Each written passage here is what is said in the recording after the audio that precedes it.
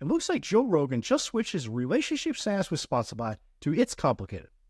I'm your host, Chris Thompson, and this is an IRL Media News Hot Take. Let's get into it.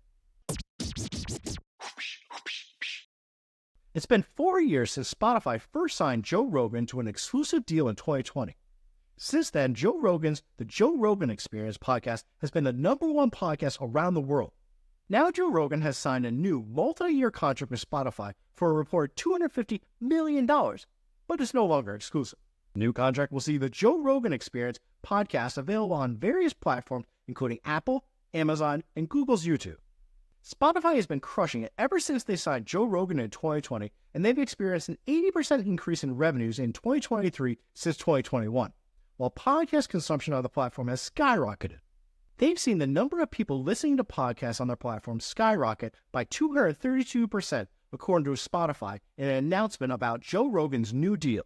Joe Rogan explains his podcast as saying, "There's no script of what we're going to talk about, and it just sort of happens in real time.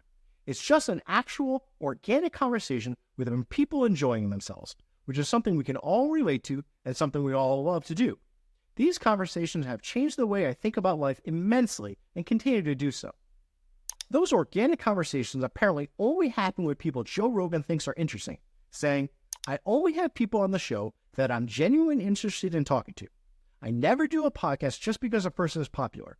It's always from a place where I think it would be cool to talk to that person."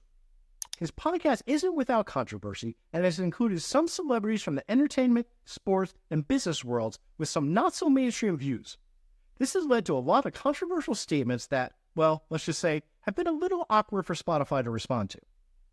Since we're all about the business behind the news here at IRL Media News, we're not going to get into that controversy, because it turns out that controversy hasn't affected Spotify's bank account in a bad way, unless you count it increasing the number of subscribers that Joe Rogan pulls in. I guess you could say that controversy has actually been a good thing for Spotify. If you like this video, do me a solid and smash that like button and subscribe to our channel. Thanks. I'm your host, Chris Thompson, and this has been an IRL Media News Hot Take.